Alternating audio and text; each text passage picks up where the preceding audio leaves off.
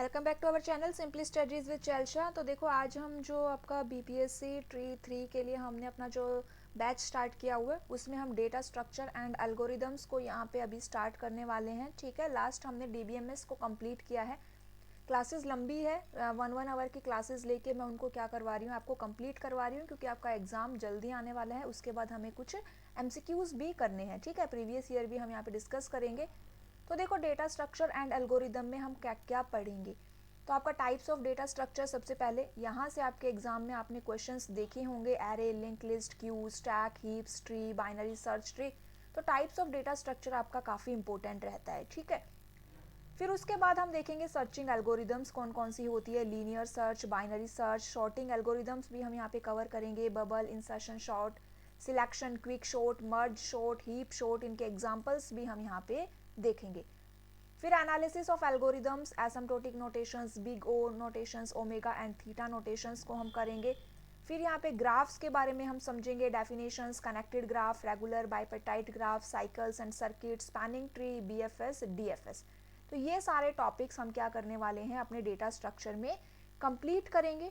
उसके अलावा कुछ और ऐसा जो आपका टॉपिक आप जो हम यहाँ पे कवर अगर नहीं कर पा रहे हैं और आपके एग्जाम में पूछा गया है, तो जब हम अपने प्रीवियस ईयर को डिस्कस करेंगे ना, तब हम उनको वहाँ पे कवर कर लेंगे। अदरवाइज उनकी एक अलग से क्लास बना के हम उन टॉपिक्स को कवर करेंगे। ठीक है, तो चलिए यहाँ पे अभी हम स्टार्ट करेंगे क्या हमारा डेटा स्ट्रक्चर का।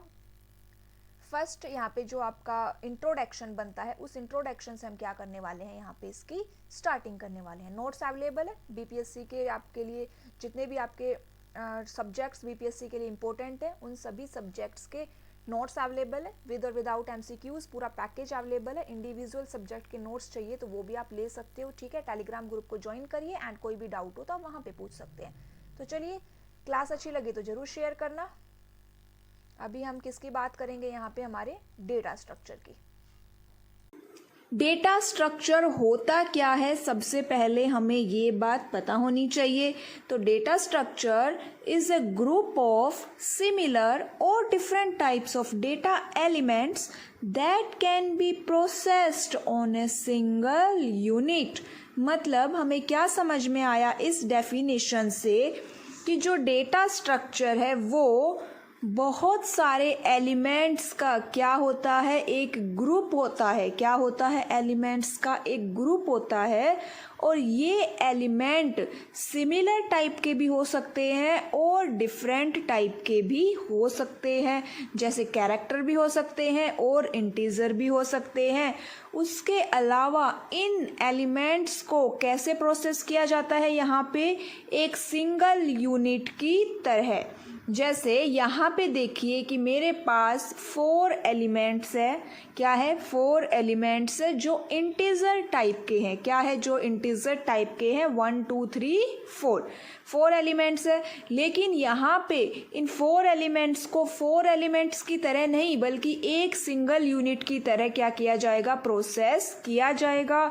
उसके अलावा डेटा स्ट्रक्चर डेटा को स्टोर और ऑर्गेनाइज करने में भी हेल्प करता है। क्या करता है, डेटा को स्टोर और ऑर्गेनाइज करने में।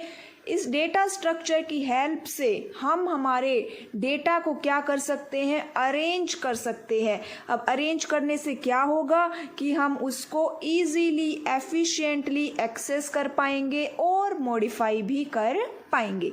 अब देखिए डेटा स्ट्रक्चर किन किन चीज़ों के लिए रिस्पॉन्सिबल होता है। तो डेटा स्ट्रक्चर डेटा को ऑर्गेनाइज करने में, प्रोसेस करने में, एक्सेस करने में और स्टोर करने के लिए रिस्पॉन्सिबल होता है। आगे चलने से पहले सबसे पहले हमें ये पता होना चाहिए कि डेटा टाइप और डेटा स्ट्रक्चर के अंदर क्या डिफरेंस होता है।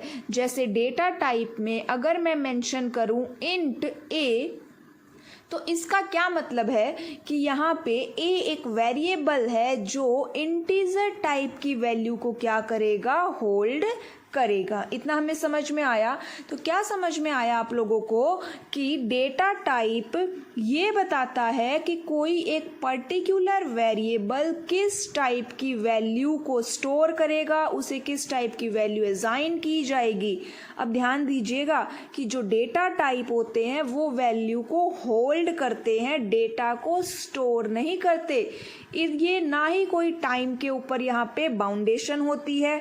उसके अलावा जो वैल्यू ऑफ डेटा है यहाँ पे स्टोर नहीं होती, क्योंकि उसकी केवल टाइप बताई जा रही है। It only represents the type of the data that can be stored.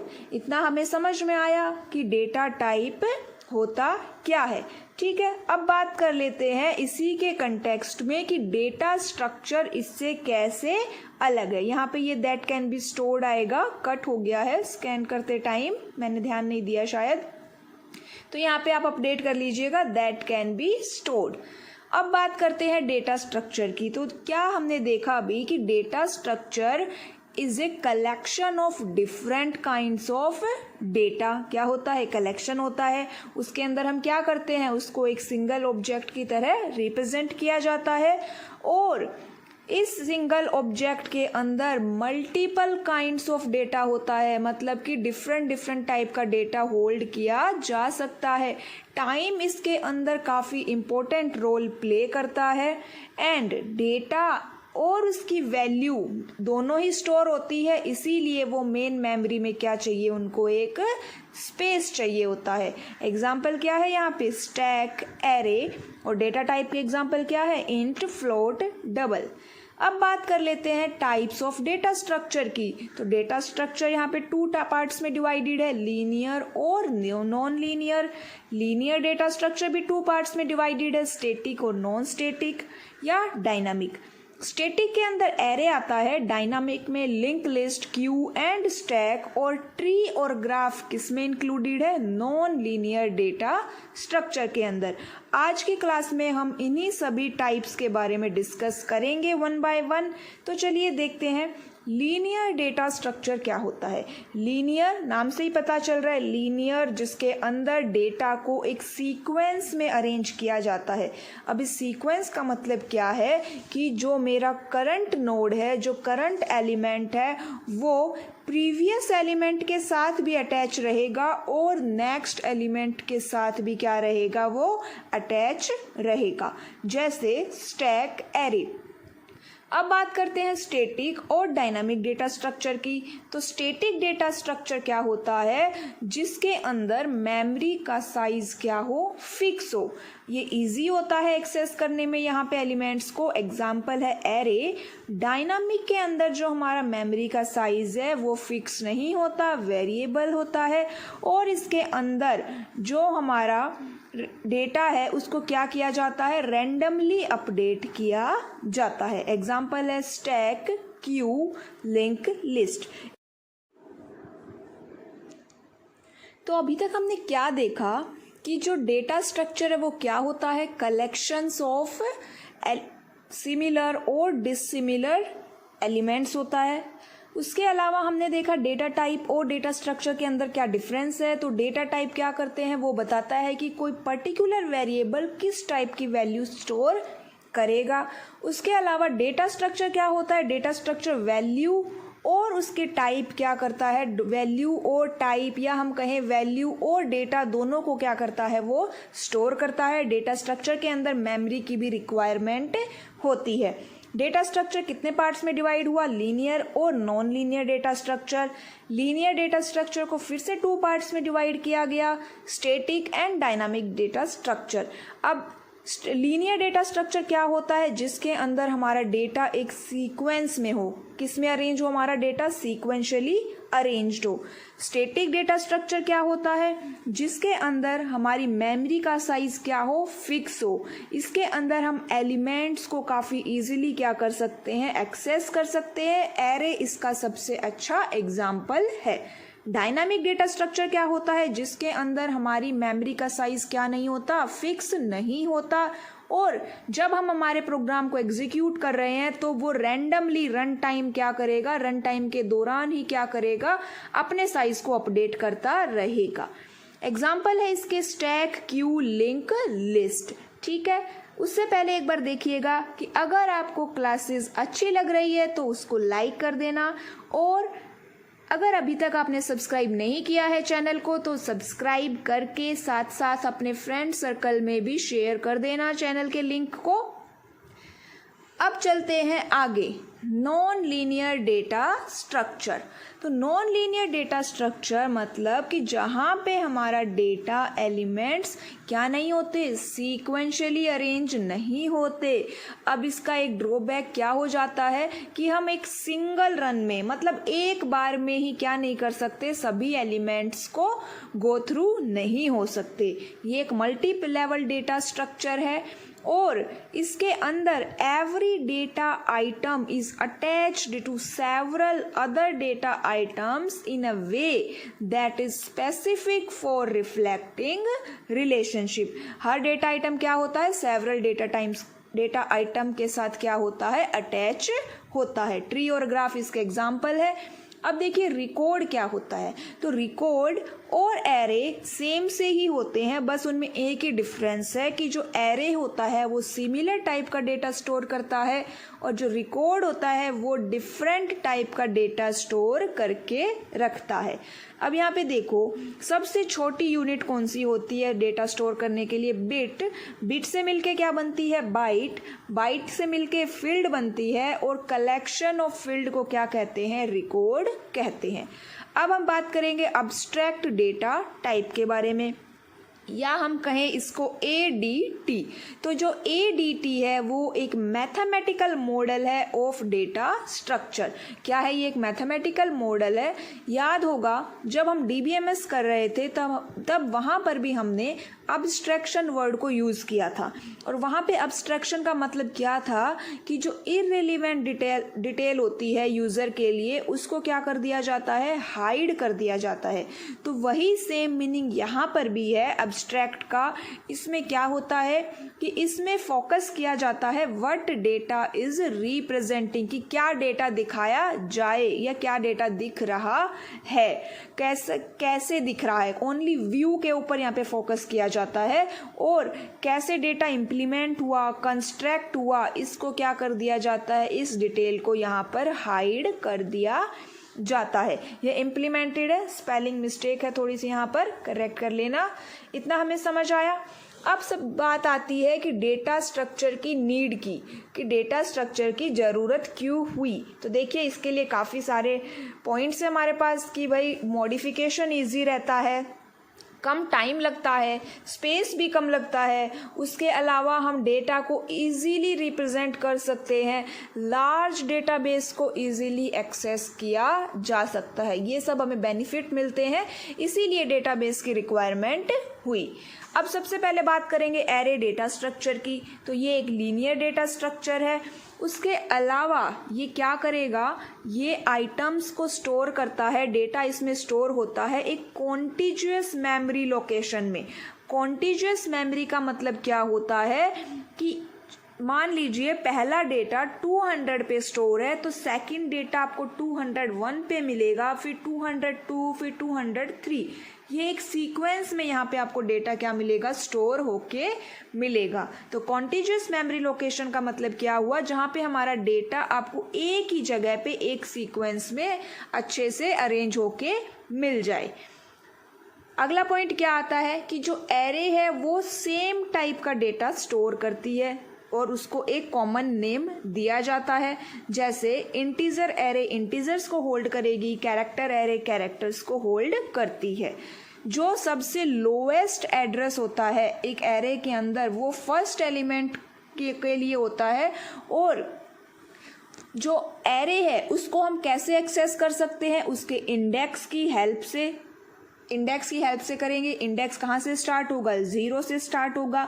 इसका मतलब जो फर्स्ट एलिमेंट है उसका इंडेक्स या उसका सबस्क्रिप्ट कितना हुआ, 0 हुआ। और जो हाईएस्ट एड्रेस है वो किसके लिए होगा, हाईएस्ट एड्रेस लास्ट एलिमेंट को दिया जाएगा। इतना हमें समझ में आया। First element lowest address, last element highest address, और इसको हम इंडेक्स की हेल्प से एक्सेस करेंगे इसको एलिमेंट्स को। इंडेक्स के अंदर क्या दिया जाएगा, सबस्क्रिप्ट वैल्यू को यूज किया जाएगा। लोएस्ट जो एड्रेस है फर्स्ट एलिमेंट है उसकी 0 होती है। ऑपरेशंस परफॉर्म कौन कौन से हो सकते हैं, इंसर्ट, डिलीट, ट्रैवर्स, सर्च। अब यहाँ पे देखिए ये एक n एलिमेंट की एरे है, A0 A1 से लेके AN-1 यहाँ पे लास्ट एलिमेंट है। इंडेक्स 0 1 से स्टार्ट है, लास्ट कितना इंडेक्स होगा n-1।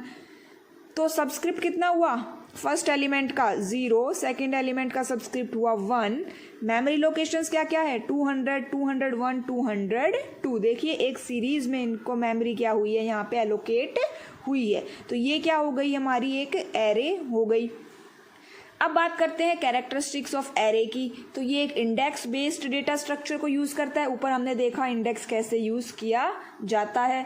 सेकंड पॉइंट, अगर हमें सेम टाइप का डेटा स्टोर करना है तो एरे उसके लिए सबसे बेस्ट ऑप्शन होता है। थर्ड पॉइंट क्या कहता है कि इसके अंदर हम अगर कॉम्प्लेक्स डेटा स्ट्रक्चर को स्टोर करना चाहे तो वो भी कर सकते हैं, क्योंकि हमें 2 डायमेंशनल एरे की फैसिलिटी यहाँ पे प्रोवाइड होती है। फोर्थ, सर्चिंग जो होती है इसके अंदर, एक एरे के अंदर सर्च करना काफ़ी इजी प्रोसेस है। एरे को हम दूसरे डेटा स्ट्रक्चर को इम्प्लीमेंट करने में भी यूज़ कर सकते हैं, जैसे stack, heap, Q, hash table. कौन कौन से ऑपरेशंस परफॉर्म किए जा सकते हैं एरे पे, तो देखिए इनिशियलाइजेशन का मतलब होता है कि जब हम एक एरे को क्रिएट कर रहे हैं तो हम उसी टाइम पर उसको वैल्यू असाइन कर सकते हैं। अगर उस टाइम पे आपने वैल्यू असाइन नहीं की है तो हम बाद में असाइनमेंट स्टेटमेंट को यूज करके भी वैल्यू असाइन कर सकते हैं। एलिमेंट एक्सेस कर सकते हैं यूजिंग द इंडेक्स, और स्टार्टिंग इंडेक्स होता है 0। इजीली एलिमेंट को सर्च किया जा सकता है। 2 टेक्निक्स होती है, लीनियर सर्च और बाइनरी सर्च। हम एलिमेंट को एक ऑर्डर में शॉर्ट कर सकते हैं, जैसे असेंडिंग और डिसेंडिंग ऑर्डर। उसके लिए कुछ एल्गोरिदम्स होती हैं, जैसे bubble short, insertion short, quick short. इनके बारे में हम आगे डिस्कस करेंगे। उसके अलावा एक एरे के अंदर अगर हमें कोई एलिमेंट इंसर्ट करना है तो ये ऑपरेशन काफ़ी कॉस्टली और काफ़ी टाइम कंज्यूमिंग हो जाता है। क्यों? क्योंकि इसके अंदर हमें बाकी के एलिमेंट्स को क्या करना पड़ेगा, शिफ्ट करना पड़ता है। अगर हमें किसी एलिमेंट को एक स्पेसिफिक पोजीशन पे इंसर्ट करना है तो डिलीटिंग एलिमेंट्स, इसका मतलब आपने कोई एलिमेंट डिलीट कर दिया 5th पोजीशन से, तो अब उस 5th पोजीशन के गैप को फिल करने के लिए हमें क्या करना पड़ेगा, एलिमेंट्स को शिफ्ट करना पड़ेगा। अपडेटिंग एलिमेंट, अपडेट कैसे कर सकते हैं, by assigning a new value to a specific index. Traversing का मतलब होता है कि हर नोड को कम से कम एक बार तो विजिट करना ही करना होता है, वो क्या होती है, ट्रैवर्सिंग। अब बात कर लेते हैं एप्लीकेशंस ऑफ एरे की, कहाँ कहाँ पे यूज़ होती है एरे। तो देखिए, in solving matrix problems, sorting algorithms, CPU scheduling में, memory management, many management systems में, ऑनलाइन टिकट बुकिंग सिस्टम में। उसके अलावा in implementing other data structures in games like online chess, image processing, और भी बहुत सारी एप्लीकेशंस होती है। रियल लाइफ एग्जांपल की अगर बात की जाए तो हमारी जो बुक होती है वो एक एरे का एग्जांपल है। आपने देखा होगा एक बुक एक पर्टिकुलर टॉपिक के ऊपर होती है। मैथ्स की बुक मैथ्स के बारे में होगी, इंग्लिश की बुक इंग्लिश के बारे में होगी, और उसके अलावा वो कॉन्टिन्यूअस लोकेशन में क्या होते हैं, डेटा स्टोर होता है। मतलब पहले फर्स्ट पेज आएगा, उससे रिलेटेड सेकंड पेज आएगा। ऐसा तो है नहीं कि एक टॉपिक का पहला पेज यहाँ पे है और दूसरा आपको बुक के लास्ट में मिलेगा, ऐसा नहीं होता। तो बुक क्या है, हमारी एरे का एग्जाम्पल है। लिंक लिस्ट की अगर बात की जाए तो ये एक लीनियर डेटा स्ट्रक्चर है जिसके अंदर हमारे डेटा को नॉन कॉन्टिन्यूअस मेमोरी लोकेशन पे स्टोर किया जाता है। नॉन कॉन्टिन्यूअस का मतलब जरूरी नहीं है कि हमारा डेटा एक सीक्वेंस में ही स्टोर हो, जैसे कि जो पहले आया वो पहले आपको मिले। मान लीजिए फर्स्ट एलिमेंट फर्स्ट लोकेशन पे स्टोर है और सेकेंड एलिमेंट थर्ड लोकेशन पे स्टोर है, उसके बाद 5th एलिमेंट सेकंड लोकेशन पे स्टोर है। तो इस तरह से भी डेटा क्या हो सकता है, स्टोर हो सकता है। इसके अंदर हम पॉइंटर्स को यूज करते हैं। पॉइंटर्स क्या होते हैं, जो किसी एलिमेंट या किसी वेरिएबल का एड्रेस स्टोर करे। इतना हमें समझ आया। अब बात करते हैं कि एक लिंक लिस्ट होती क्या है। तो देखिए, लिंक लिस्ट जो है एक डेटा स्ट्रक्चर होता है जिसके अंदर जो भी ग्रुप ऑफ नोड्स हैं, जितने भी ग्रुप ऑफ एलिमेंट्स हैं, अगर उनको एक साथ टुगेदर रिप्रेजेंट किया जाए तो वो एक सीक्वेंस बनती है। इस डायग्राम को देखिएगा, ये एक लिंक लिस्ट है। इसके अंदर आपको कुछ बॉक्सेस दिखाई दे रहे हैं, तो ये क्या है, एलिमेंट्स को रिप्रेजेंट कर रहे हैं। लिंक लिस्ट के अंदर कितने पार्ट्स, लिंक लिस्ट कितने पार्ट्स में डिवाइड है, 2 पार्ट्स में डिवाइडेड होती है। फर्स्ट पार्ट डेटा और सेकंड पार्ट होता है पॉइंटर। पॉइंटर का मतलब नेक्स्ट डेटा का एड्रेस वहाँ पे क्या होगा, स्टोर किया जाएगा। तो जैसे ये लिंक लिस्ट है, इसका स्टार्टिंग हेड है, फिर फर्स्ट नोड में डेटा, और जो ये लिंक है ये किसको रिप्रेजेंट कर रहा है, सेकंड डेटा के एड्रेस को। उसके बाद सेकंड नोड का एड्रेस क्या करेगा, थर्ड डेटा के एड्रेस को रिप्रेजेंट कर रहा है। लेकिन ध्यान दीजिएगा, जो लास्ट नोड होता है, लास्ट नोड हमेशा नल को रिप्रेजेंट करता है। नल का मतलब टर्मिनेटर, कि यहाँ पे लिंक लिस्ट क्या हो गई है, खत्म हो गई है। इतना हमें समझ में आया कि एक लिंक लिस्ट का जो फर्स्ट नोड है वो स्टार्टिंग हेड से स्टार्ट होता है और लास्ट नोड टर्मिनेटर पे जाके खत्म होता है। Types of link list, single, double, circular और सर्क्यूलर डबल लिंक लिस्ट। ये ऊपर एक सिंगल लिंक लिस्ट का आपको डायग्राम दिखाया गया था। अब बात करते हैं डबल लिंक लिस्ट की। तो देखिए, एक जो डबल लिंक लिस्ट होती है वो 3 पार्ट्स में डिवाइड होती है, लेफ्ट, रूट और राइट। जो लेफ्ट पार्ट है वो प्रीवियस एलिमेंट का एड्रेस स्टोर करेगा, राइट पार्ट नेक्स्ट एलिमेंट का एड्रेस स्टोर करेगा, और जो रूट वैल्यू है वो क्या करेगी, डेटा को स्टोर करती है। अब अगर डबल लिंक लिस्ट है, सिंपल डबल लिंक लिस्ट है, तो उसके अंदर जो लास्ट नोड है उसका राइट पार्ट नल को स्टोर करेगा। क्या करेगा, नल को स्टोर करेगा। इसके अंदर हम आगे भी मूव कर सकते हैं, फॉरवर्ड भी और बैकवर्ड भी। अब बात करते हैं सर्क्यूलर लिंक लिस्ट की। तो इस सर्क्यूलर लिंक लिस्ट में जो लास्ट नोड होता है वो फर्स्ट नोड के एड्रेस को होल्ड करके रखता है। क्या करता है, फर्स्ट नोड के एड्रेस को स्टोर करता है। यहाँ पे देखिए डबल लिंक लिस्ट को, जैसे कि नोड का स्ट्रक्चर डिफाइन है, लेफ्ट डेटा, राइट। उसमें सिंपल अगर डबल लिंक लिस्ट की बात की जाए तो जो हमारा यहाँ पे, और सर्क्यूलर डबल लिंक लिस्ट यहाँ पे कितनी है, circular double link list. Circular और सिंपल डबल लिंक लिस्ट में क्या डिफरेंस है कि जो सिंपल होता है उसके अंदर लास्ट नोड क्या स्टोर करता है, नल को। लेकिन जो सर्क्यूलर डबल लिंक लिस्ट है वो क्या करेगी, उसका लास्ट नोड फर्स्ट नोड के एड्रेस को स्टोर करता है, और जो हमारी फर्स्ट नोड है उसका प्रीवियस या लेफ्ट पार्ट लास्ट नोड के एड्रेस को स्टोर करके रखेगा। इसको एक एग्जांपल से समझिए कि जैसे मैं यहाँ पे मेमोरी एलोकेट कर रही हूँ, कितनी दे रहे हैं हम यहाँ पे, मेमोरी असाइन कर देते हैं।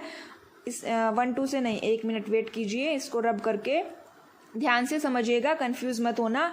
यहाँ पे मैं मेमोरी एलोकेट कर रही हूँ 101, 102 और 103, ठीक है। अब फर्स्ट नोड की अगर बात की जाए तो फर्स्ट नोड, सेकंड नोड और थर्ड नोड। तो जो थर्ड नोड है, लास्ट नोड है, वो फर्स्ट नोड का एलिमेंट वो डेटा स्टोर कर रहा है, एड्रेस स्टोर कर रहा है।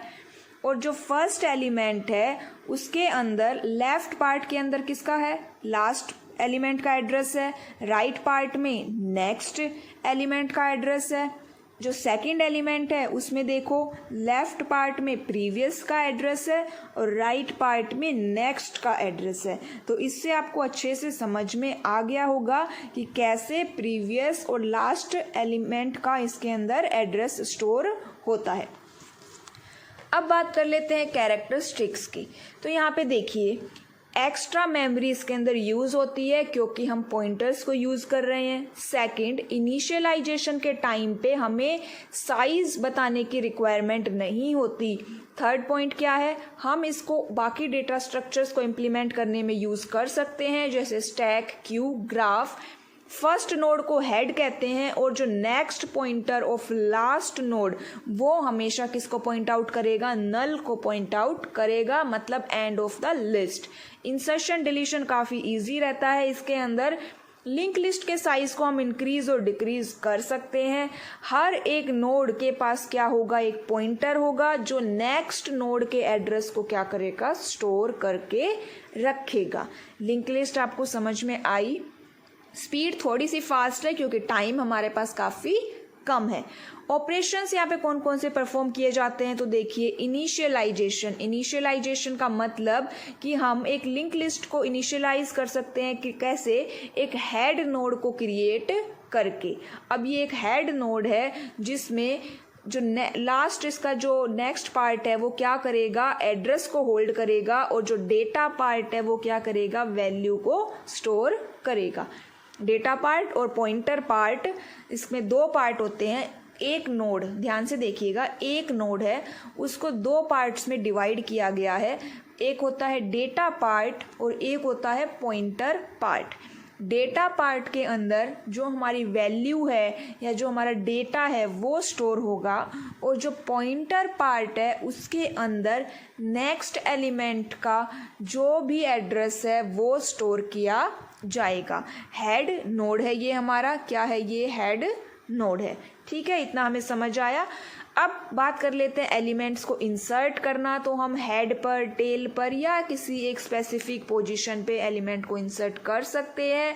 डिलीटिंग द एलिमेंट, तो इस डायग्राम के थ्रू देखिए कि एक एलिमेंट कैसे डिलीट होता है। जैसे चार नोड है यहाँ पर, ए बी सी और डी। मुझे बी को यहाँ पे डिलीट करना है, तो हमें क्या करना है कि जो ए का पॉइंटर पार्ट है उसके अंदर हमें सी का एड्रेस स्टोर करना है। किसका एड्रेस स्टोर करना है, सी का। तो अब ए किसको पॉइंट आउट कर रहा है, डायरेक्टली सी को। बी को कोई भी पॉइंट आउट यहाँ पे नहीं कर रहा है, तो बी क्या हो गया, डिलीट हो गया। एलिमेंट को हम यहाँ पे क्या कर सकते हैं, सर्च कर सकते हैं। हेड नोड से स्टार्ट करेंगे और फिर क्या करेंगे, लिंक को फॉलो करते हुए जहाँ तक भी हमें जाना है डिजायर्ड एलिमेंट तक, वहाँ तक हम सर्च कर सकते हैं। अपडेटिंग एलिमेंट, किसी भी एलिमेंट को यहाँ पे अपडेट किया जा सकता है। जैसे डिलीट किया हमने वैसे ही हम अपडेट भी कर सकते हैं। ट्रावर्सिंग एलिमेंट, हेड से स्टार्ट करेंगे और फिर रेफरेंसेस को फॉलो करते हुए हम हर एक नोड को विजिट कर सकते हैं। रिवर्सिंग ए लिंक लिस्ट, अब एक लिंक लिस्ट को रिवर्स कैसे किया जाएगा तो देखिएगा, अपडेट करने के लिए भी हमें उसका एड्रेस ही अपडेट करना है, सिंपल। रिवर्स करने के लिए देखिए यहाँ पे दो नोड है, एक 3 नोड मान लीजिए, 1, 2 और 3। फर्स्ट वाले के अंदर देखिए नेक्स्ट का एड्रेस स्टोर है, सेकंड वाले में थर्ड का एड्रेस स्टोर है और लास्ट वाले में नल पॉइंटर स्टोर है।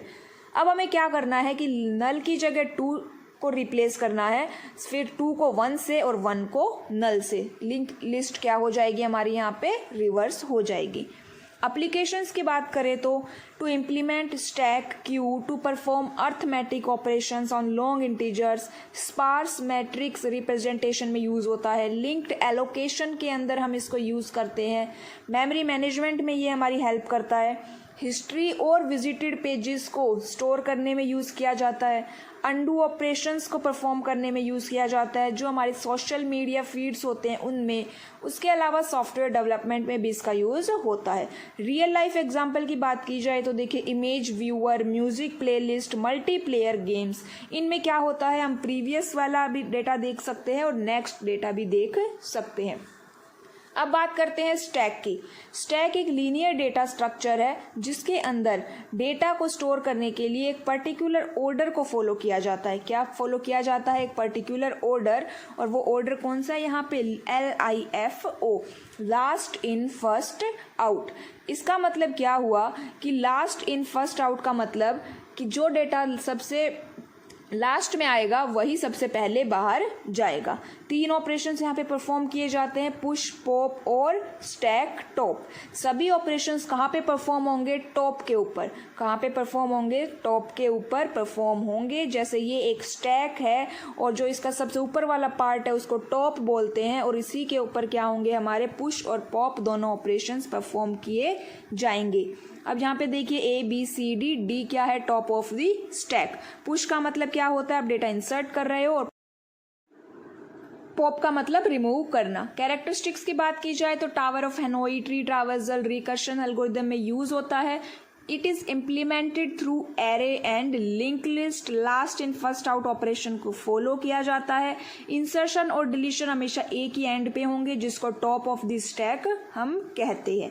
अब यहाँ पे देखिए, मान लीजिए हमारी स्टैक क्या है, फुल हो गई है, उसके बाद भी हम कोई एलिमेंट अगर ऐड करना चाहे तो ओवरफ्लो की कंडीशन रेज हो जाती है।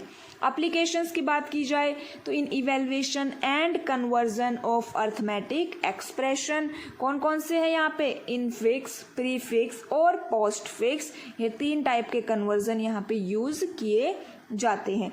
उसके अलावा जो स्टैक है उसको हम रिकर्शन में यूज करते हैं। स्टैक को कहाँ पे यूज किया जाता है, रिकर्शन के अंदर, पैरेंथेसिस चेकिंग में। जब भी हम एक स्ट्रिंग को अगर हमें रिवर्स करना है तो उसके लिए स्टैक क्या होता है, बेस्ट ऑप्शन है। मेमोरी मैनेजमेंट में for processing function calls, infix को पोस्ट फिक्स में कन्वर्ट करना है, अनडू और रीडू ऑपरेशंस करने हैं। इन वर्चुअल मशीन्स, इन मीडिया प्लेयर, इन सब में क्या यूज होता है, स्टैक यूज होता है। Stack last in first out. Operations कौन कौन से परफॉर्म होते हैं तो देखिए, पुश का मतलब क्या है, हम एक न्यू एलिमेंट ऐड कर रहे हैं। पॉप का मतलब क्या होता है, एलिमेंट रिमूव करना। इज एम्प्टी का मतलब है कि हमें ये चेक करना है कि हमारी स्टैक एम्प्टी है या फुल है। साइज ऑपरेशन की हेल्प से हम किसी भी स्टैक के एलिमेंट्स को डिटरमाइन कर सकते हैं। रियल लाइफ एप्लीकेशंस की अगर बात की जाए तो आपने देखा होगा किचन के अंदर प्लेट्स रखी होती है। प्लेट्स हमेशा 1 बाय 1 ऐसे ऊपर लेयर्स में रखी होती है। अगर आपको प्लेट्स रिमूव करनी है तो आप सबसे ऊपर वाली से रिमूव करेंगे। नई प्लेट ऐड करनी है तो भी वो सबसे ऊपर क्या होगी, ऐड होगी। तो जो सबसे ऊपर वाला पार्ट है उसको टॉप बोलते हैं, और जब आप प्लेट्स को ऐड कर रहे हो तो उसको पुश कहा जाता है, एंड जब हम प्लेट्स को रिमूव कर रहे हैं तो पॉप ऑपरेशन हो रहा है। मोबाइल के कॉल लॉग में भी स्टैक यूज होता है। क्यू की बात करते हैं, लीनियर डेटा स्ट्रक्चर है, ये एक ऑर्डर्ड कलेक्शन ऑफ आइटम्स है। इसके अंदर आइटम्स डिलीट एक एंड से होते हैं जिसको फ्रंट कहते हैं, और आइटम इंसर्ट दूसरे एंड पे होते हैं जिसको रियर कहा जाता है। First in first out operation को यहाँ पे फॉलो किया जाता है। सिंपल क्यू जो हम लाइन लगाते हैं, बैंकों में मूवी देखने जा रहे हो वहां पर एक क्यू लगती है, सेम वही क्यू की यहाँ पे बात हो रही है। उसके अंदर आपने देखा होगा जो सबसे पहले आएगा उसी को सबसे पहले सर्विस प्रोवाइड होगी। BCDE, यहाँ पे E क्या है, सबसे लास्ट में आया है, रियर एंड है, और B सबसे पहले आया है, फ्रंट एंड है। कौन कौन से ऑपरेशंस परफॉर्म होते हैं, DQ का मतलब क्या हुआ कि हम एलिमेंट को रिमूव कर रहे हैं, डिलीट कर रहे हैं। कहाँ से डिलीट करते हैं, फ्रंट एंड से। इस ऑपरेशन को क्या कहते हैं, DQ कहते हैं। रियर और NQ का मतलब है ऐड करना। ऐड कहाँ पे होगा, हमेशा लास्ट या रियर एंड पे होगा। इज एम्प्टी, ये चेक करना कि आपकी क्यू एम्प्टी है या नहीं। साइज का मतलब आप अपने क्यू के नंबर ऑफ एलिमेंट्स को डिटरमाइन कर रहे हैं। कैरेक्टरिस्टिक्स क्या क्या है, first in first out structure यहाँ पे होता है। सेकंड, सिमिलर डेटा टाइप को यहाँ पे स्टोर किया जाता है। एप्लीकेशंस देखिए, handling website traffic, to maintain playlist in media player, for handling interrupt. Operating system में हमने देखा था ना, जो इंटरप्ट्स आते हैं तो इंटरप्ट को हमेशा फर्स्ट इन फर्स्ट आउट के बेसिस पे हैंडल किया जाता है।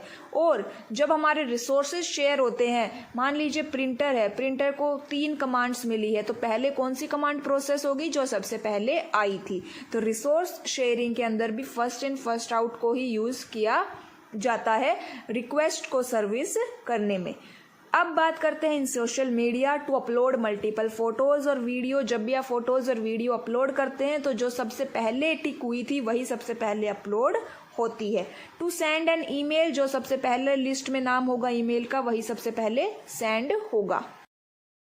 एग्जाम्पल की बात की जाए तो देखिए, आपने टिकट काउंटर पे देखा होगा, बैंक में जो कैशियर लाइन होती है वहाँ पे देखा होगा, या फिर single lane on one way road होता है, उस पर भी हमने देखा है कि जो सबसे पहले होता है वही उसी को सबसे पहले क्या दी जाती है, सर्विस प्रोवाइड की जाती है।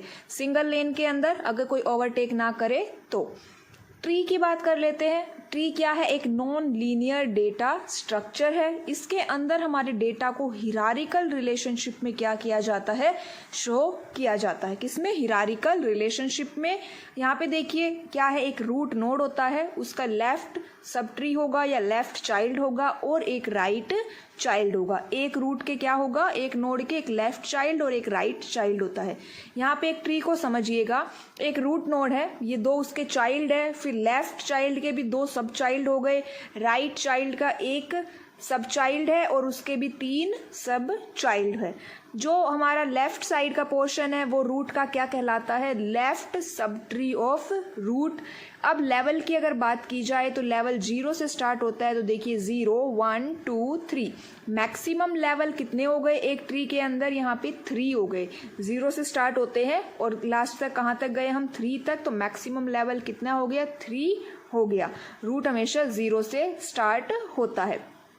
हाइट की अगर बात की जाए तो या तो हाइट को आप 1 2 3 4 कर लीजिए या फिर जो मैक्सिमम लेवल आया है उसमें +1 कर दीजिए, तो हाइट कितनी आ जाएगी हमारे पास? 4 आ जाएगी। इसको हम लेफ्ट नोड को कहते हैं और राइट साइड वाले को क्या बोलते हैं? राइट सब ट्री या राइट नोड ऑफ रूट। अब बात करते हैं टाइप्स ऑफ ट्री। तो काफ़ी सारे हमारे पास ट्री के टाइप्स अवेलेबल है। Binary tree, binary search tree, AVL tree, B tree, threaded tree, काफ़ी सारे ट्री के टाइप्स अवेलेबल है। कैरेक्टरिस्टिक्स की बात कर लेते हैं तो इसको हम रिकर्सिव डेटा स्ट्रक्चर भी कहते हैं। ट्री को क्या कहते हैं? Recursive data structure. अब हाइट ऑफ रूट क्या होती है? तो देखिए height of root can be defined as a longest path from root node to the leaf node. अब ये लीफ नोड क्या होते हैं? तो देखिए यहाँ पे मैं कुछ नोड्स को डिज़ाइन कर रही हूँ। यहाँ पे कितने नोड्स है? कुछ नोड्स डिज़ाइन है। जो सबसे लास्ट में है वो 2 नोड को क्या बोलेंगे हम? Leaf node. तो वो नोड जिनके चाइल्ड नहीं है, जो अकेले है, वो क्या हो गए? Leaf node. एंड जिनके चाइल्ड है वो क्या कहलाएंगे? Leaves node. और जो सबसे स्टार्टिंग में है उसको क्या कहेंगे? रूट। रूट के बाद जिनके चाइल्ड्स हैं उनको लीव्स, एंड जिनके चाइल्ड नहीं है उनको क्या कहेंगे? लीफ नोड कहेंगे। तो हाइट हमेशा रूट से लेके लीफ नोड तक जो लॉन्गेस्ट पाथ होता है उसको क्या कहते हैं? हाइट ऑफ द रूट कहते हैं। इतना हमें समझ आया। जैसे यहाँ पे 0 1 2 टोटल हाइट कितनी है? यहाँ पे 3। और इसके अलावा हम रूट से किसी भी नोड तक की क्या फाइंड आउट कर सकते हैं? डेप्थ को कैलकुलेट कर सकते हैं। रूट को 0 मान के चलेंगे, फिर 1 फिर 2, तो हम किसी भी नोड से उसकी क्या फाइंड आउट कर सकते हैं? डेप्थ भी फाइंड आउट कर सकते हैं। अब अगर एप्लीकेशंस की बात की जाए तो heap tree is implemented using array and implement priority queue. B tree और बी प्लस ट्री किस में यूज होते हैं? इंडेक्सिंग करने में। सिंटैक्स ट्री कहाँ पे यूज होता है? Scanning, parsing, generation of codes. Compiler design में कौन सा यूज होता है? सिंटैक्स ट्री यूज होता है। स्पैनिंग ट्री हम कंप्यूटर नेटवर्क में यूज करते हैं और हीप ट्री को कहाँ पे यूज किया गया है? प्रायोरिटी क्यू और एरे में। कौन कौन से ऑपरेशंस परफॉर्म किए जा सकते हैं? न्यू नोड को इंसर्ट कर सकते हैं, डिलीट कर सकते हैं, सर्च कर सकते हैं, ट्रावर्स कर सकते हैं। ट्रावर्सिंग के लिए प्री ऑर्डर, इन ऑर्डर और पोस्ट ऑर्डर 3 टेक्निक्स है। हम किसी भी नोड की हाइट और डेप्थ को डिटरमाइन कर सकते हैं। उसके अलावा ट्री जो है उसको हम बैलेंस भी कर सकते हैं। बैलेंस का मतलब वो एक ऑर्डर के अंदर होंगे। रियल लाइफ की एग्जाम्पल की बात की जाए तो गेम्स डेवलपमेंट में, इंडेक्सिंग इन गेम्स में हम इसका यूज करते हैं। अब बात करते हैं हमारे ग्राफ डेटा स्ट्रक्चर की। ये भी एक नॉन लीनियर डेटा स्ट्रक्चर है जिसके अंदर वर्टिसेस और एजेस होते हैं। जैसे ये ग्राफ है आपके सामने, यहाँ पे 0 1 2 3 टोटल कितने वर्टिक्स है? यहाँ पे टोटल 4 वर्टिसेस है। अब एजेस क्या होती है? एक नोड से दूसरे नोड को जो लाइन, जो पाथ कनेक्ट कर रहा है वो क्या कहलाता है? एजेस कहलाते हैं। कैरेक्टरिस्टिक्स देखिए कि अगर हमें किसी भी वर्टेक्स की क्या फाइंड आउट करनी है? एसेंट्रिसिटी। तो एसेंट्रिसिटी क्या होती है? The maximum distance from a vertex to all other vertex is considered the eccentricity of the vertex. किसी भी एक वर्टेक्स से हम बाकी सभी वर्टेक्स तक की उसकी क्या फाइंड आउट करेंगे, मैक्सिमम डिस्टेंस, और वो क्या कहलाती है, इसेंट्रिसिटी। तो जो मैक्सिमम होगी एसेंट्रिसिटी वो central point of the graph होगा, और जो मिनिमम वैल्यू होगी वो क्या कहलाएगा, रेडियस कहलाएगा। ई वी से इसको रिप्रेजेंट किया जाता है। जैसे यहाँ पे हम वर्टेक्स 0 की इसेंट्रिसिटी को फाइंड आउट कर रहे हैं, तो यहाँ पे 0 से अगर 1 पे जाएंगे तो हम देखिए 0 2 अगर 1 गए तो एसेंट्रिसिटी कितनी हो गई इसकी, 1 हो गई। अगर हमें 0 से 2 पे जाना है तो यहाँ पे देखिए 0 से 1, 1 से 2 जा सकते हैं, उसके अलावा 0 से 2 भी जा सकते हैं, या फिर 0 से 1, 1 से 2, 2 और 1 से 3 और 3 से 2 भी हम जा सकते हैं। अगर 1 पे भी हम इसी तरह जाना चाहें तो 0 से 2, 2 से 1, तो इसकी एसेंट्रिसिटी 2 भी हो सकती है। 0 से 3, 3 से 1, इसकी एसेंट्रिसिटी कितनी हो गई, यहाँ पे 3 हो गई। अब अगर 0 से 3 अगर हम जाए तो देखिए 0 से 2, 2 से 3, एसेंट्रिसिटी 2 हो गई। 0 से 1, 1 से 2 एंड 2 से 3, उसके अलावा 0 से 1, 1 से 3, तो इसकी एसेंट्रिसिटी कितनी हो गई, 3। तो मैक्सिमम एसेंट्रिसिटी हमें कितनी मिल रही है, यहाँ पे 3 मिल रही है। ठीक है, इतना हमें समझ आया एसेंट्रिसिटी कैसे फाइंड आउट होती है। जो मैक्सिमम एसेंट्रिसिटी होती है वो वर्टेक्स क्या बन जाता है, सेंट्रल पॉइंट बन जाता है। कौन कौन से ऑपरेशंस परफॉर्म किए जा सकते हैं, हम किसी भी वर्टेक्स को ऐड कर सकते हैं, एजेस भी ऐड हो सकती है, उनको रिमूव भी किया जा सकता है, ट्रैवर्स भी कर सकते हैं। DFS और BFS 2 टेक्निक है हमारे पास।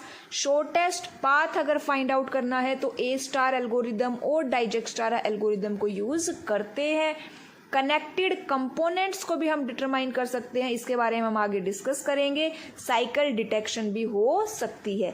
कहाँ कहाँ यूज होता है ये, फ्लो ऑफ कंप्यूटेशन में, in modelling graphs, in resource allocation graph जो ऑपरेटिंग सिस्टम यूज करता है, और in world wide web where web pages represents node.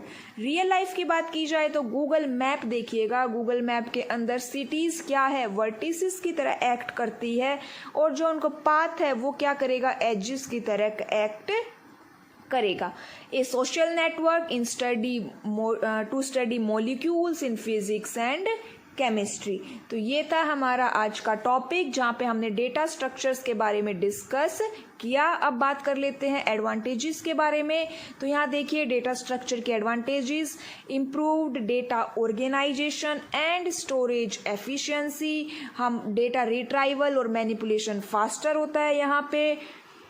Data को इजीली मेंटेन और अपडेट किया जा सकता है। इसके अलावा हम कॉम्प्लेक्स प्रॉब्लम्स को भी यहाँ पे इजीली सॉल्व कर सकते हैं। Provides a better understanding of the relationship between data elements. काफ़ी इजी लैंग्वेज में लिखा हुआ है, तो ज़रूरी नहीं है हर इंग्लिश की आपको हिंदी यहाँ पे ट्रांसलेट की जाए।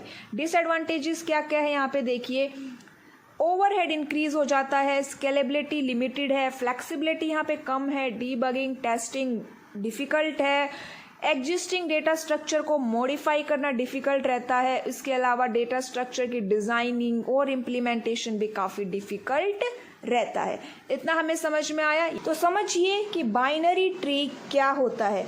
अब ऐसा ट्री जिसमें मैक्सिमम कितने चिल्ड्रन हो, 2 चिल्ड्रन हो, वो ट्री क्या होता है, बाइनरी ट्री कहलाता है। इसके अंदर या तो एक भी चिल्ड्रन नहीं होगा, या फिर एक सिंगल चाइल्ड होगा, या फिर मैक्सिमम 2 चाइल्ड होंगे।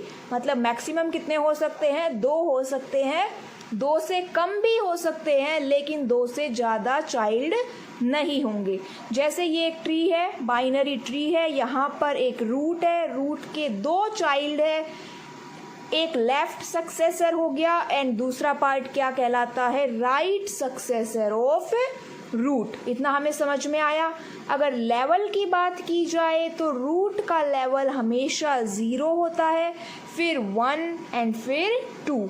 हाइट की अगर बात की जाए तो लेवल यहाँ पे है 2, लेकिन हाइट क्या होगी, हाइट होगी मैक्सिमम लेवल नंबर प्लस 1, मतलब कितनी हो जाएगी, 3। इतना हमने जब हम ट्री डेटा स्ट्रक्चर देख रहे थे तो वहाँ पे भी हमने समझा था। अब बात करते हैं कि अगर एक ट्री एम्प्टी है, मतलब उसमें कोई भी चाइल्ड नहीं है, कोई नोड नहीं है, तो वो ट्री क्या कहलाता है? नल ट्री कहलाता है। और उसके अंदर रूट की वैल्यू क्या होती है? नल होती है। जो ट्री एम्प्टी होता है उसको नल ट्री या एम्प्टी ट्री बोलते हैं, और उसमें रूट की वैल्यू क्या होती है? नल होती है। बाइनरी ट्री क्या होता है? जिसमें एट मोस्ट 2 चिल्ड्रन होते हैं, वो ट्री कौन सा होगा? बाइनरी ट्री होगा। अब यहाँ पे देखिए कि एक ट्री के नोड को 3 पार्ट्स में डिवाइड किया गया है। कितने पार्ट्स में? 3 पार्ट्स में। Data, pointer to left child और पॉइंटर टू राइट चाइल्ड। जैसे इस डायग्राम में अगर देखें तो हमारा जो सेंटर पोर्शन है वो क्या रहेगा? डेटा, और जो उसका लेफ्ट पार्ट है उसमें लेफ्ट चाइल्ड का पॉइंटर, मतलब कि लेफ्ट चाइल्ड का एड्रेस होगा, और राइट पोर्शन में राइट चाइल्ड का एड्रेस होगा। इतना हमें समझ में आया। अब बात करते हैं कि एक बाइनरी ट्री पे कौन कौन से ऑपरेशंस परफॉर्म किए जा सकते हैं। तो इंसर्ट, रिमूविंग, सर्चिंग और ट्रावर्सिंग। ट्रावर्सिंग का मतलब क्या होता है कि एक ट्री में जितने नोड है उनको एक बार तो कम से कम विजिट करना। चलिए अब बात करते हैं कि एक हमारा बाइनरी ट्री है जिसकी हाइट कितनी है? h हाइट है, तो उसके अंदर मैक्सिमम कितने नोड्स होंगे? तो उसके लिए हमारे पास एक फॉर्मूला होता है 2 की पावर h माइनस 1। जैसे ऊपर हमने जो अभी एक ट्री बनाया उसकी हाइट कितनी थी? उसकी हाइट थी यहाँ पे 3। कितनी हाइट थी? 3। अब 3 को हम यहाँ पे पुट कर देते हैं तो कितनी वैल्यू आ जाएगी? 2 की पावर 3 माइनस में 1, मतलब कितना हो गया? 8 माइनस 1 इज इक्वल टू 7। तो मैक्सिमम नंबर ऑफ नोड्स यहाँ पे कितने होंगे? 7 होंगे। अब देखिए 1 2 3 4 यहाँ पे गिवन है, 5 यहाँ पे आ जाएगा, 6 यहाँ पर और 7 यहाँ पे हो जाएगा। तो इस तरह से हम एक बाइनरी ट्री के maximum number of nodes find out कर सकते हैं। अब देखिए वो नोड जिसका कोई चाइल्ड नहीं होता लीफ नोड कहते हैं, और जिसके होते हैं उसको लीव्स कहते हैं, लीव्स नोड। इतना हमें समझ में आया। अब बात करते हैं बाइनरी सर्च ट्री की, और हम देखेंगे कि एक बाइनरी सर्च ट्री को कैसे क्रिएट कर सकते हैं और नोड को डिलीट किया जा सकता है। तो यहाँ पे समझिएगा, एक बाइनरी सर्च ट्री एक node based binary tree data structure है। मतलब ये है तो एक बाइनरी ट्री ही, ठीक है। इसमें 2 कंडीशंस फुलफिल होनी चाहिए। अब वो कंडीशंस कौन कौन सी होती है ये थोड़ा ध्यान से समझिएगा। अब यहाँ पे हमारे पास देखो 3 चीज़ें होती है, एक लेफ्ट, एक रूट और एक राइट पोर्शन। तो बाइनरी सर्च ट्री के अंदर जो रूट एलिमेंट होता है उसकी वैल्यू लेफ्ट चाइल्ड से ग्रेटर होगी। समझ आया? मतलब जो लेफ्ट चाइल्ड है वो रूट से क्या रहेगा?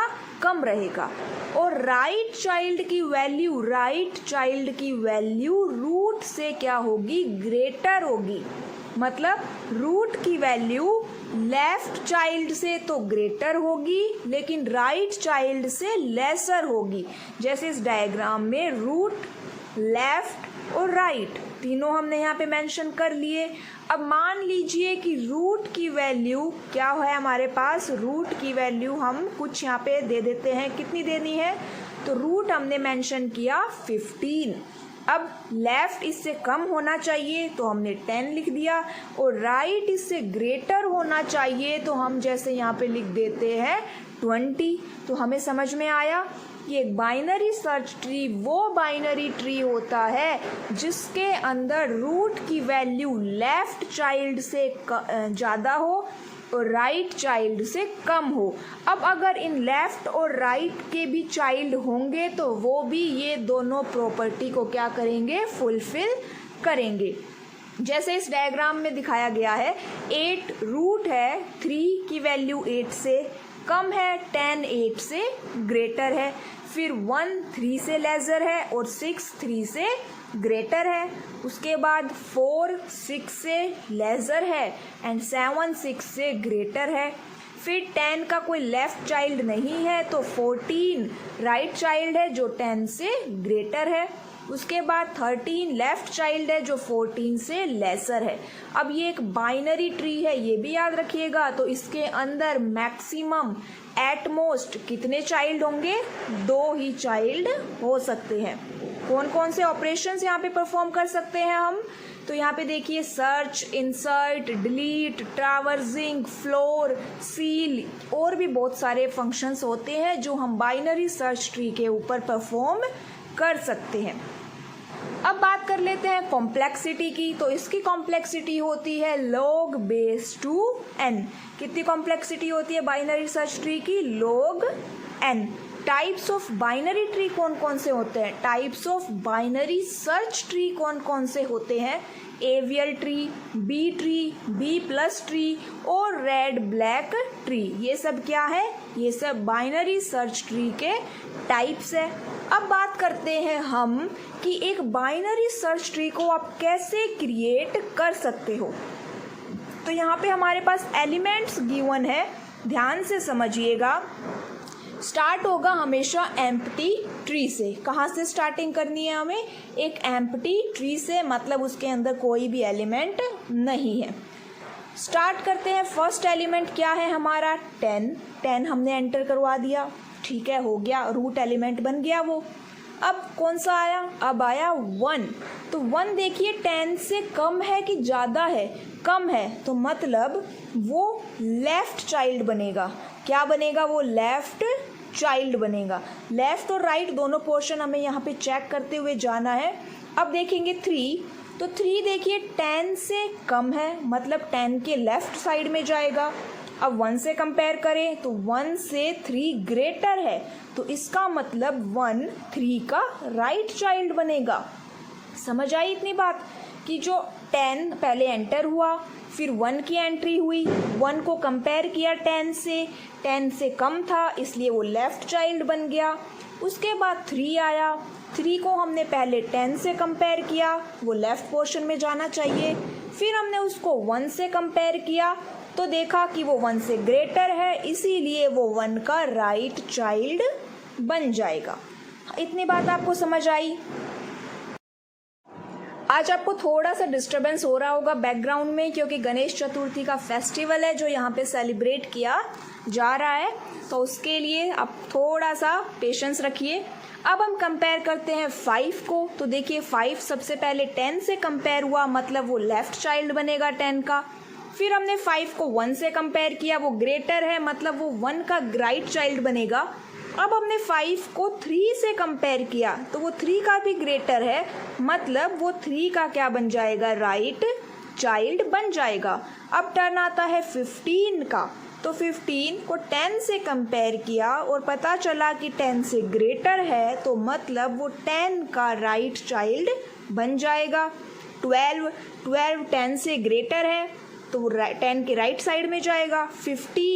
15 से लेजर है, इसका मतलब वो 15 का क्या बन जाएगा? लेफ्ट चाइल्ड बन जाएगा।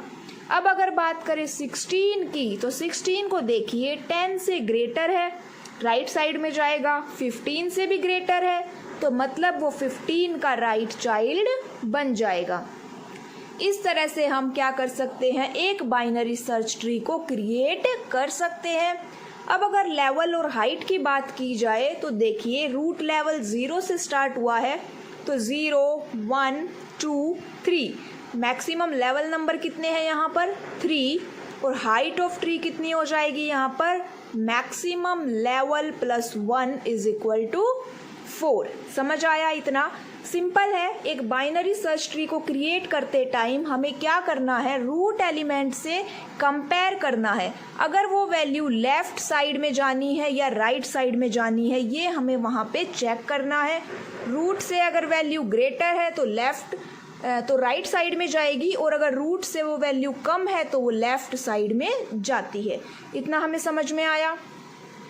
अब बात करते हैं डिलीशन। एक बाइनरी सर्च ट्री में डिलीट कैसे किया जाता है। तो यहाँ पे टोटल 3 केसेस बनते हैं। कितने केसेस होते हैं? 3 केसेस। अब देखिए पहला केस क्या है यहाँ पे। फर्स्ट केस के अंदर मान लीजिए जो नोड आप डिलीट कर रहे हैं, 3 केसेस में जो फर्स्ट केस है, ध्यान से सुनिएगा कि जो नोड हम डिलीट कर रहे हैं वो क्या है? लीफ नोड है, मतलब उसका कोई चाइल्ड नहीं है। तो सिंपली हम उस नोड को क्या कर देंगे? डिलीट कर देंगे। ट्री के ऊपर कोई इफेक्ट नहीं होगा। अगर वो नोड का एक सिंगल चाइल्ड है, जिस नोड को हमें डिलीट करना है उस नोड का एक सिंगल चाइल्ड है, तब आपको क्या करना है? नोड को डिलीट कर देना है और उस सिंगल चाइल्ड को उस नोड की जगह रिप्लेस कर देना है। इतना हमें समझ आया कि अगर सिंगल चाइल्ड है तो आप वो नोड डिलीट कर दीजिए और उसके सिंगल चाइल्ड को उस डिलीटेड नोड की जगह पे क्या कर देना है? प्लेस कर देना है। अगर थर्ड केस क्या बनता है कि एक नोड जिसको डिलीट करना है उसके 2 चाइल्ड है, लेफ्ट और राइट दोनों है। अब क्या करेंगे हम? तो अब हम उस नोड को डिलीट कर देंगे और फिर लेफ्ट और राइट पोर्शन को चेक करेंगे, क्योंकि रूट नोड हमेशा ऐसा बनाना है जिसकी वैल्यू लेफ्ट साइड से तो ग्रेटर हो लेकिन राइट साइड से कम हो। ऐसा हम वहाँ पे क्या करेंगे? उसका एक चाइल्ड सर्च करेंगे।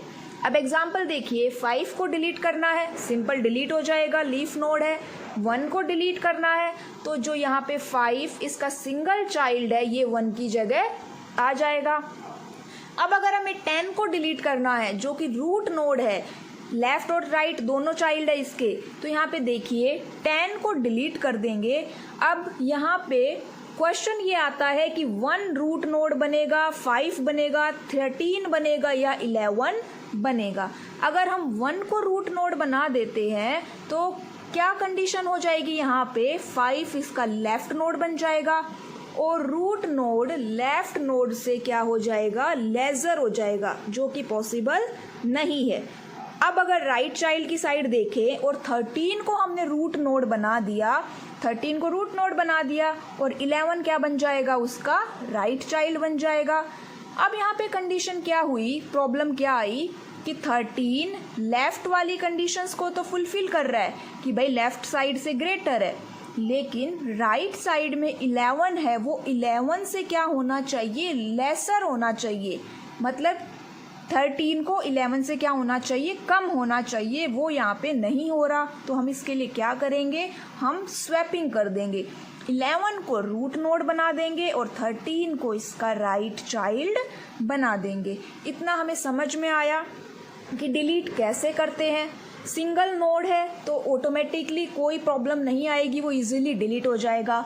सिंगल नोड है तो वो डिलीट हो जाएगा और उसको आप क्या कर दीजिए? डिलीटेड नोड की जगह प्लेस कर दीजिए।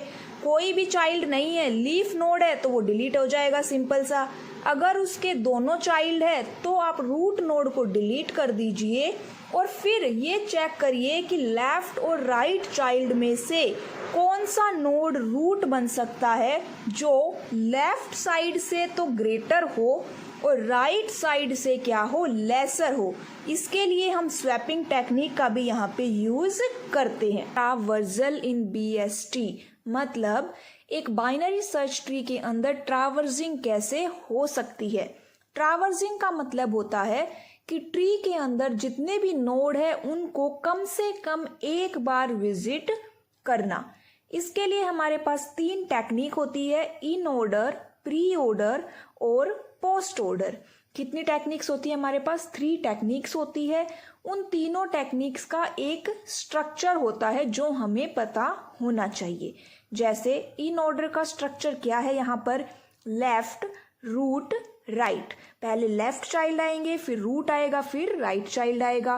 प्री ऑर्डर का है root, left, right. In order का क्या है? Left, root, right. Pre order का रूट, लेफ्ट, राइट।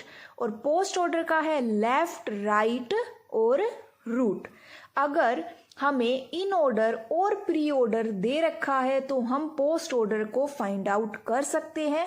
आज की क्लास में हम देखेंगे कि इन ऑर्डर को कैसे फाइंड आउट किया जाता है। फिर नेक्स्ट क्लास में हम प्री ऑर्डर और पोस्ट ऑर्डर को समझेंगे। इस एक को ध्यान से समझिएगा। अब यहाँ पे सबसे पहले हमें ये पता होना चाहिए कि इन ऑर्डर का स्ट्रक्चर क्या होता है। क्या स्ट्रक्चर होता है? लेफ्ट, रूट और राइट। ठीक है, हमारे पास क्या गिवन है? यहाँ पे देखिए एक ट्री गिवन है। इस ट्री का हमें क्या फाइंड आउट करना है? In order. तो यहाँ पे समझिएगा, थोड़ा ध्यान से समझिएगा, काफी इंपॉर्टेंट टॉपिक है। यहाँ पे हम सबसे पहले मेंशन कर लेते हैं रूट। क्या है हमारा रूट? ए है। रूट के लेफ्ट चाइल्ड क्या क्या है?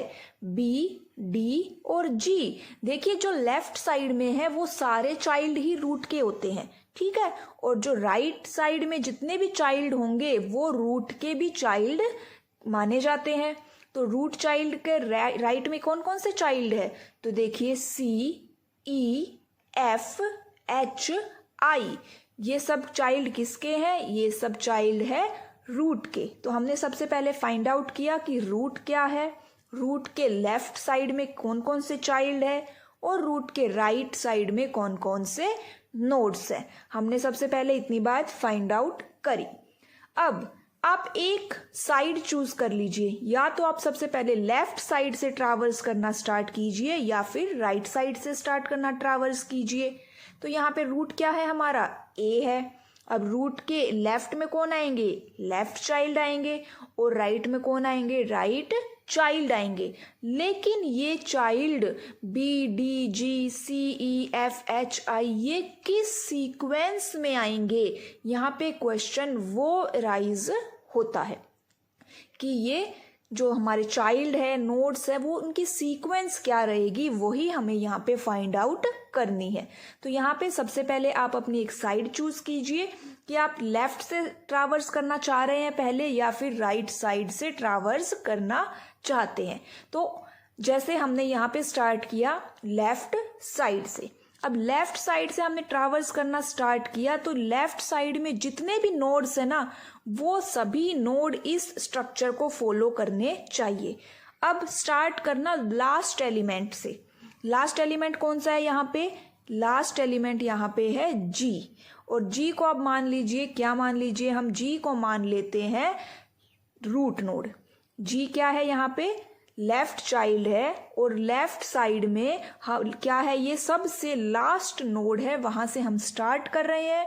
तो जी को हमने मान लिया रूट। अब चेक करिए जी का कोई लेफ्ट चाइल्ड है? नहीं है। राइट है? नहीं है।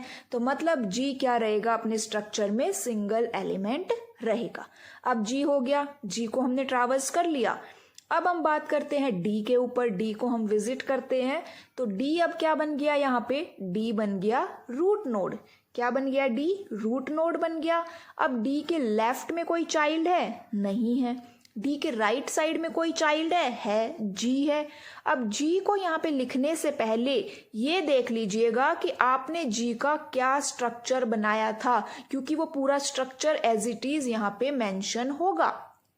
तो जी क्या, ना कोई लेफ्ट था ना कोई राइट था, तो जी एक सिंगल एलिमेंट था। तो हमने डी जो रूट नोड है उसके राइट में क्या लिख दिया? जी हमने यहाँ पे लिख दिया। मतलब डी रूट नोड है जिसका लेफ्ट चाइल्ड नहीं है, और राइट चाइल्ड कौन हो गया? जी हो गया। ये डी जी क्या आ गया? हमारा डी का स्ट्रक्चर आ गया। अब बात करते हैं कहाँ पे पहुंच गए हमने डी को ट्रैवर्स कर लिया। अब हम आ गए बी के पास। तो बी को मान लीजिए रूट नोड। अब क्या बन गया हमारा? बी रूट नोड बन गया। अब देखिए बी का कोई राइट चाइल्ड है? बी का कोई राइट चाइल्ड नहीं है, लेकिन बी का लेफ्ट चाइल्ड है। कौन है बी का लेफ्ट चाइल्ड? डी है। तो डी कहाँ पे आएगा? बी के लेफ्ट साइड में आएगा। लेकिन उससे पहले हमें ये चेक करना है कि हमने डी का क्या स्ट्रक्चर बनाया था? डी जी बनाया था। तो ये पूरे का पूरा स्ट्रक्चर बी के लेफ्ट साइड में एज इट इज लिखा जाएगा। डी जी बी, ये क्या बन गया? हमारे बी का स्ट्रक्चर बन गया, क्योंकि राइट साइड में कोई नोड है नहीं। इतना हो गया। अब बात करते हैं किसकी? ए की। ए क्या है? हमारा रूट नोड है। ए का लेफ्ट चाइल्ड कौन है? बी है। ए का लेफ्ट चाइल्ड कौन है? बी है। और अब यहाँ पे देखिए हमने लिखा ए क्या है? ए हमारा रूट नोड है, और B उसका लेफ्ट चाइल्ड है और B का स्ट्रक्चर क्या बना, DGB। तो क्या लिख सकते हैं हम, DGBA, इतना हम लिख देंगे। अब आ गए हम राइट साइड में, किसमें आ गए अब हम राइट साइड में। राइट साइड में आप स्टार्ट करिए सबसे लास्ट नोड से, दो नोड है यहाँ पे सबसे लास्ट में, H और I। हम किसी से भी स्टार्ट कर सकते हैं, H, I और F, 3 लीफ नोड है, आप किसी भी नोड से स्टार्ट कर सकते हो। हमने यहाँ पे मान लीजिए स्टार्ट किया I से, तो अब I क्या बन गया हमारा, रूट नोड बन गया। I हमारा बन गया रूट नोड। अब चेक करिए I का लेफ्ट और राइट नोड है कोई, तो I के ना तो लेफ्ट चाइल्ड है ना ही कोई राइट चाइल्ड है, तो मतलब I अपना एक सिंगल एलिमेंट रहेगा। I के स्ट्रक्चर में I सिंगल एलिमेंट है, I ट्रैवर्स हो गया। अब हम कहाँ पर आ गए, अब हम आ गए H के पास। तो देखिए अब हम ट्रैवर्स करेंगे H को। अब यहाँ पे H को देखिए, H का कोई लेफ्ट या राइट चाइल्ड है, H यहाँ पे रूट नोड है, H का ना कोई लेफ्ट है ना कोई राइट चाइल्ड है, तो H भी एक सिंगल एलिमेंट रहेगा। ठीक है, H एक सिंगल एलिमेंट हो गया। अब हम कहाँ आ गए, अब हम आ गए E के पास। E हमारा बन गया रूट नोड। E क्या बन जाएगा हमारा, यहाँ पे रूट नोड बन जाएगा। अब E का लेफ्ट चाइल्ड कौन है, E का लेफ्ट चाइल्ड है H, और H का स्ट्रक्चर क्या बनाया था हमने, तो H का जो स्ट्रक्चर है उसमें सिंगल H था, तो हमने लेफ्ट साइड में H लिख दिया। और राइट चाइल्ड कौन है, I भी सिंगल था, तो राइट साइड में हमने I लिख दिया। ये क्या हो गया हमारा, E का स्ट्रक्चर आ गया। अब हम कहाँ पर आ गए, अब हम ट्रैवर्स करेंगे F को, F के पास चले गए। अब F यहाँ पे क्या बनेगा, तो देखिए ये HEI हमारा E का स्ट्रक्चर हो गया, और F यहाँ पे देखिए, अब F हमारा बन जाएगा रूट नोड। F क्या बन गया, रूट नोड। यहाँ पे हम लिख लेते हैं F हमारा है रूट नोड। अब F का ना कोई लेफ्ट चाइल्ड है ना कोई राइट चाइल्ड है, तो मतलब ये भी क्या रहेगा, एक सिंगल एलिमेंट रहेगा। ठीक है, ये हो गया F का स्ट्रक्चर हो गया। अब हम कहाँ गए, अब हम आ गए C के पास। तो C को देखिए, यहाँ पे C हमारा क्या बन जाएगा, रूट नोड। C अब क्या बन गया हमारा, रूट नोड। हम यहाँ लिख लेते हैं C। अब C का राइट चाइल्ड कौन है, तो देखिए C के राइट चाइल्ड है F, और F का क्या स्ट्रक्चर था, F अपने स्ट्रक्चर में सिंगल था, तो हमने सिंगल F को लिख दिया। और C के लेफ्ट चाइल्ड कौन है, E, और E का स्ट्रक्चर क्या बनाया था हमने, HEI। तो ये पूरा एज इट इज C के लेफ्ट में हम लिखेंगे HEI। ठीक है, ये क्या आ गया, C का स्ट्रक्चर आ गया। अब कहाँ आ गए हम, फिर से A के पास आ गए। A का हमने left child already find out कर लिया था, DGB, और A क्या है, रूट नोड है। राइट चाइल्ड कौन है, C, और C का स्ट्रक्चर क्या फाइंड आउट हुआ है, HEICF, और ये हम A के राइट साइड में लिख देंगे HEICF। तो ये क्या आ गया हमारा, इस गिवन ट्री का इन ऑर्डर आ गया। आगे आपको फाइंड आउट करना, तो देखिए एक बार और समझते हैं इसको हमने कैसे किया। हमें एक ट्री गिवन होगा, उसका हमें क्या फाइंड आउट करना है, इन ऑर्डर फाइंड आउट करना है। इन ऑर्डर का स्ट्रक्चर क्या होता है, लेफ्ट, रूट और राइट, ये स्ट्रक्चर होता है। हम या तो लेफ्ट साइड से स्टार्ट करेंगे या फिर राइट साइड से स्टार्ट करेंगे। अगर हम लेफ्ट से स्टार्ट कर रहे हैं तो हम उसके लास्ट नोड से स्टार्ट करेंगे। किससे स्टार्ट करेंगे, हम उसके लास्ट नोड से।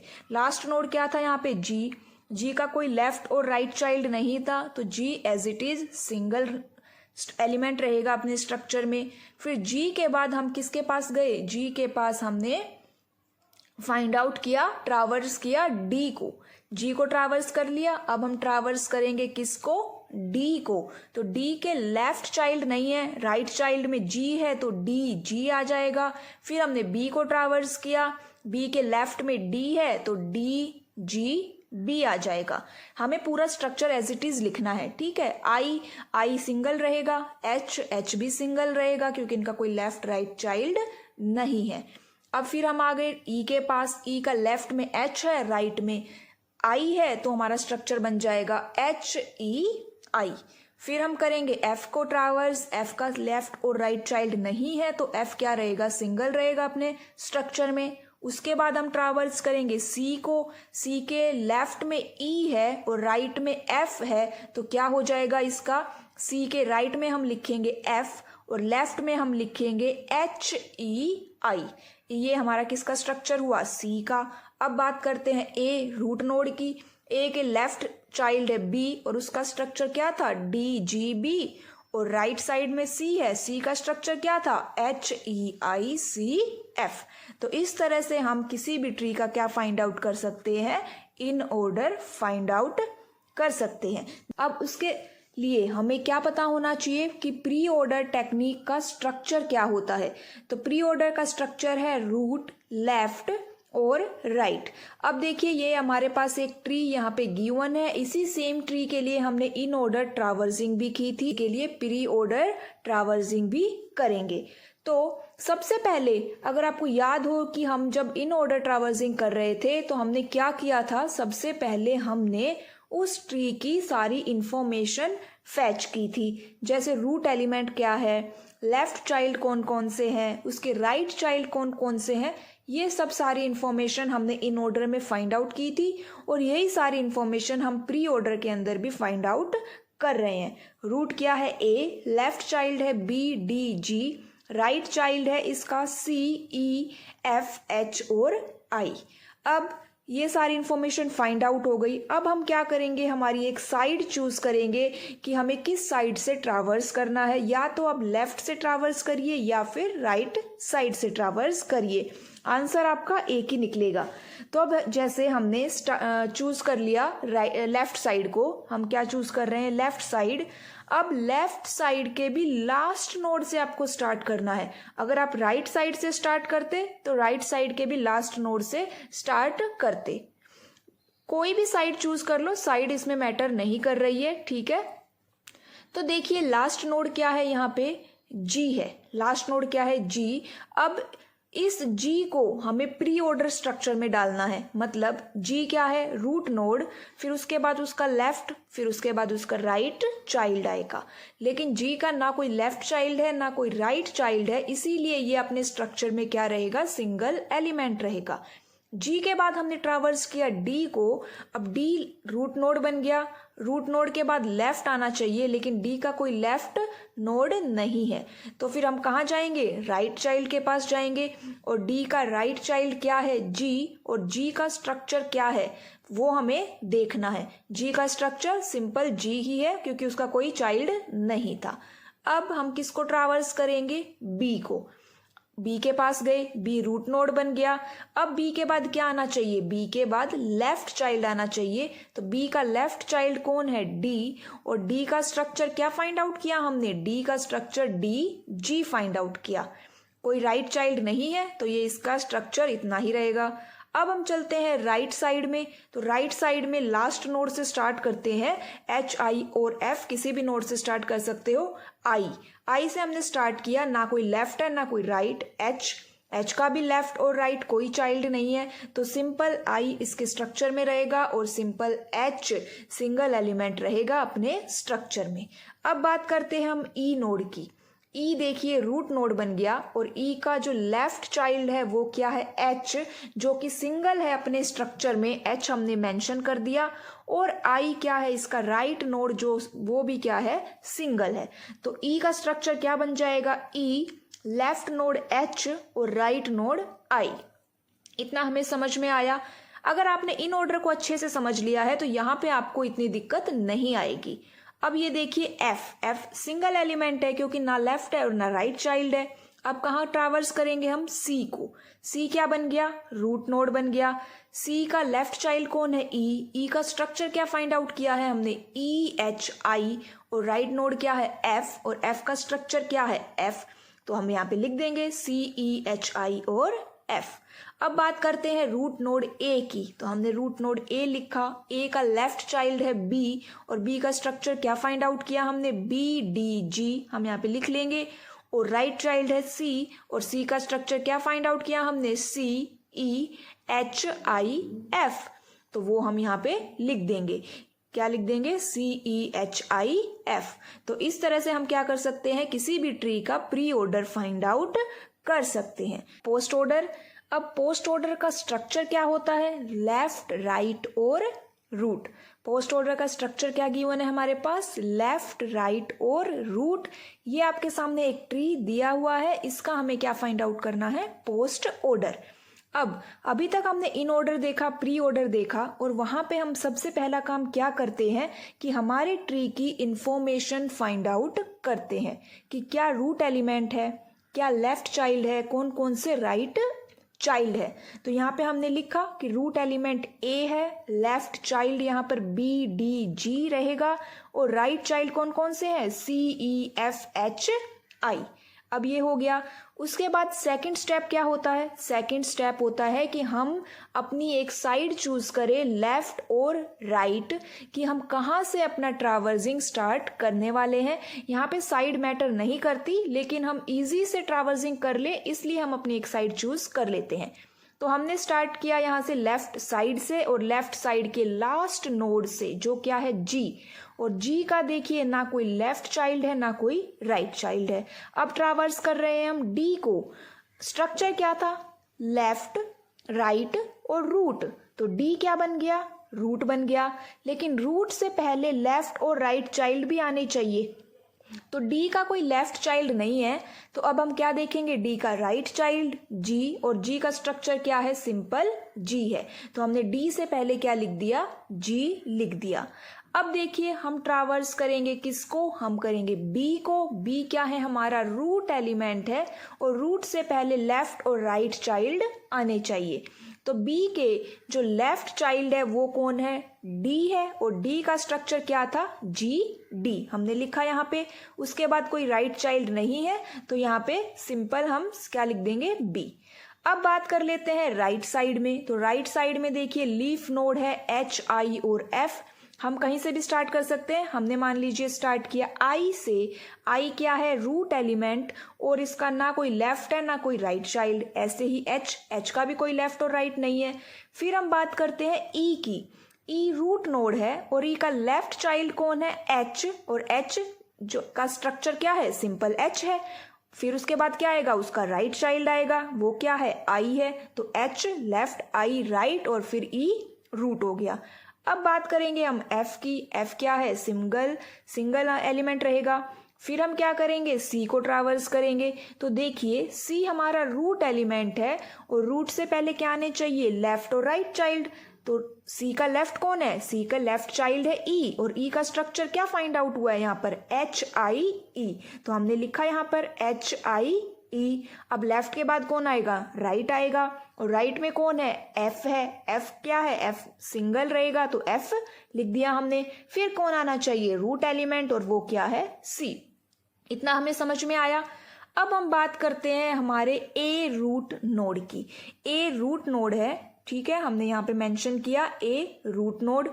अब A का लेफ्ट चाइल्ड कौन है, B है। A का लेफ्ट चाइल्ड B है, और B का स्ट्रक्चर हमने फाइंड आउट किया, G, D, B। तो हम वो यहाँ पर हम क्या कर लेंगे, मेंशन कर देंगे G, D, B। अब बात करते हैं राइट चाइल्ड की। तो कौन है इसका राइट चाइल्ड, C, और C का स्ट्रक्चर क्या मेंशन हुआ है यहाँ पर, HIEFC। तो हम इस स्ट्रक्चर को एज इट इज यहाँ पे लिख देंगे, HIEFC। लास्ट में कौन आना चाहिए, रूट नोड, वो क्या है, A। तो इस तरह से हम किसी भी ट्री का क्या फाइंड आउट कर सकते हैं, पोस्ट ऑर्डर। पोस्ट ऑर्डर का स्ट्रक्चर क्या है, लेफ्ट, राइट, रूट। उससे पहले हमने कौन कौन से किए हैं, इन ऑर्डर और प्री ऑर्डर। इन ऑर्डर का स्ट्रक्चर क्या था, इन ऑर्डर का स्ट्रक्चर था लेफ्ट, रूट, राइट। फिर हमने किया प्री ऑर्डर, और प्री ऑर्डर का स्ट्रक्चर था रूट, लेफ्ट, राइट। इस तरह से भी समझ सकते हो कि रूट की पोजीशन चेंज करनी है। पहले इन ऑर्डर में रूट बीच में रहेगा, प्री ऑर्डर में रूट पहले रहता है, पोस्ट ऑर्डर में रूट लास्ट में रहता है। ठीक है, तो ये थी हमारी क्लास। मिलते हैं नेक्स्ट टॉपिक में, जिसमें हम डिस्कस करेंगे हीप ट्री क्या होता है, मैक्स हीप और मिन हीप ट्री कैसे क्रिएट करते हैं। Thank you.